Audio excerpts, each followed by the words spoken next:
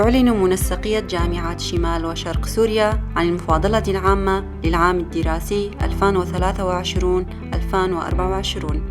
والتي تضم كافة الكليات ومعاهد جامعات شمال وشرق سوريا ومعاهد إعداد المدرسين التابعة لهيئة التربية لشمال وشرق سوريا، والمعهد الصحي التابع لهيئة الصحة لشمال وشرق سوريا.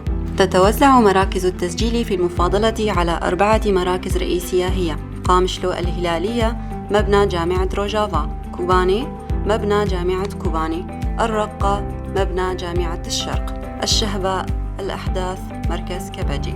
الأوراق المطلوبة للتسجيل: صورة عن الهوية الشخصية أو إخراج قيد أو هوية تعريف لمكتومي القيد، 8 صور شخصية جديدة، النسخة الأصلية من شهادة البكالوريا، وثيقة من الكومين، وثيقة من مجلس عوائل الشهداء بالنسبة للأبناء، أخت، أخ، أم، أب وزوجة الشهيد، وثيقة من الدفاع الذاتي للطلاب الذكور ذوي المواليد التالية: 1998 1999 2000 2001 2002.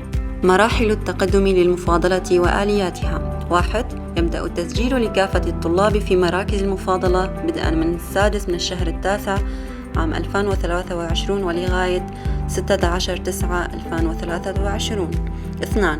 سيتم فرز الطلبة الراغبين في التقدم عن المفاضلة الأقسام التي تتطلب الامتحان، طلاب الفرع العلمي الحاصلين على 80% وما فوق على المراكز الامتحانية. 3. سيتم الامتحان بنظام الأتمتة بتاريخ 20/9/2023 في المواد التالية: الرياضيات، الفيزياء، الكيمياء والعلوم. 4. الأقسام التي تتطلب الامتحان هي: جامعة روجافا، كلية الطب، هندسة العمارة البيئية، الهندسة الزراعية، هندسة البترول والبتروكيمياء، هندسة الحاسوب، هندسة الاتصالات، هندسة الميكاترونيك والبيوكيمياء. جامعة الشرق، الكلية الطبية، الهندسة الزراعية. جامعة كوباني، المعهد الطبي. هيئة الصحة، المعهد الصحي الطبي. 5. إعلان نتائج الامتحان في 24 من الشهر التاسع 2023. 6. بعد صدور النتائج ستستقبل مراكز المفاضلة الطلاب لتسجيل رغباتهم، 15 رغبة ما بين 26/9 إلى 2/10/2023.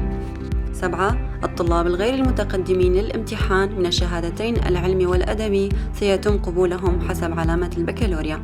8. الطالب الذي لم يقبل في إحدى الاختصاصات التي تتطلب الاختبار سيقبل حسب علامة البكالوريا وفق جدول رغباته. 9. سيتم الفرز على الاختصاصات حسب رغبة الطالب والاستحقاق التفاضلي والقدرة الاستيعابية لكل قسم. 10.